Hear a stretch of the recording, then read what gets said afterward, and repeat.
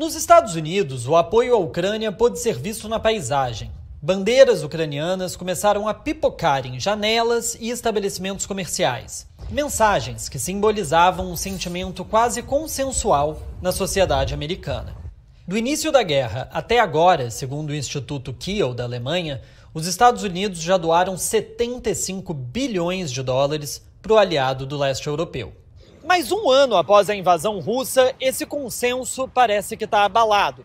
Com medo da ameaça nuclear e preocupados com questões econômicas internas, cada vez mais americanos são contrários ao envio de ajuda militar e financeira à Ucrânia. Uma pesquisa recente feita pela Associated Press mostra que, hoje, 48% dos americanos são favoráveis ao envio de armas para a Ucrânia. Em maio de 2022, o percentual era de 60%. Lina Surjko-Horned, uma professora ucraniana de ciências políticas da Universidade Estadual da Pensilvânia, que defende o envio desse apoio, acredita que existem diversos fatores que podem explicar essas pesquisas recentes. Um deles seria um cansaço em relação à guerra. O apoio esmagador segue existindo e é uma tendência positiva que permanece. No entanto, sim, você está correto em afirmar que existe um movimento de opinião pública na política parlamentar e na discussão parlamentar, principalmente no Partido Republicano, em relação ao apoio à Ucrânia. Eu acho que existem vários culpados. Um deles é que as pessoas estão cansadas da guerra. Existe uma coisa chamada fadiga de guerra, e isso não é nenhuma novidade, tampouco específica desse conflito em particular. As pessoas ficam cansadas de ouvir sobre a guerra e começam a se preocupar sobre o compromisso a longo prazo, e visto o histórico dos Estados Unidos com guerras, isso não é nenhuma surpresa.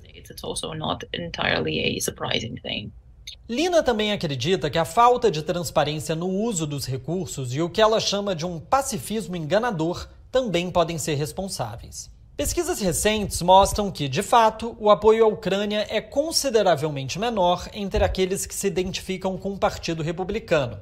Segundo o estudo feito pelo Instituto Gallup, 47% dos republicanos acreditam que o país está ajudando demais a Ucrânia.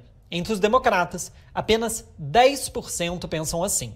Mas para Nick Brenna, que trabalhou na campanha do Bernie Sanders em 2016 e é fundador do People's Party, um partido minoritário de esquerda dos Estados Unidos, existem outros motivos para essa mudança de tendência.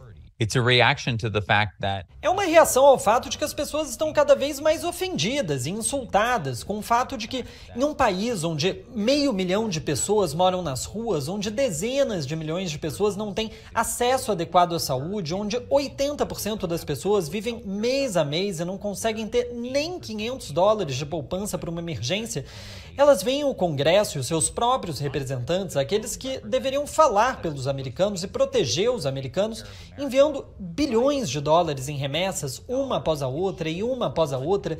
Cada uma é uma facada nas costas do povo americano.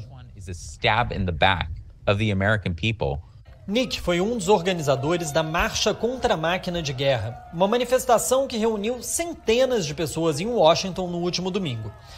A marcha contou com uma presença diversa, que ia desde ex-presidenciáveis republicanos até manifestantes comunistas que tremulavam bandeiras da extinta União Soviética em frente ao Lincoln Memorial. Foi incrível, foi a maior manifestação anti-guerra que já aconteceu nos Estados Unidos contra essa guerra na Ucrânia e contra os bilhões de dólares que o governo americano está gastando para financiá-la. Não foi só a esquerda ou só a direita ou uma organização específica, foram diversas organizações. Rather, it was many organizations. Lina, a professora ucraniana, ficou sabendo da marcha, assim como outra marcada para o sábado, dia 25 de fevereiro, em Londres. How do I see this? Como eu vejo isso?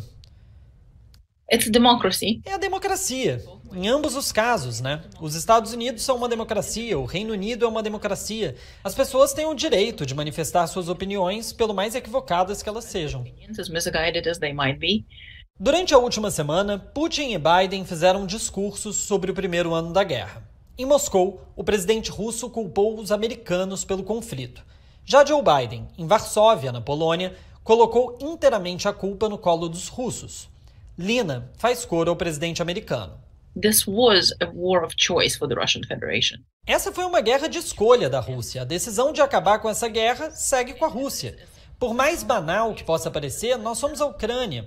Essa não é uma guerra opcional pra gente, essa é uma guerra de sobrevivência. Tem uma pessoa que pode acabar com essa guerra. Vladimir Putin pode tirar suas tropas amanhã.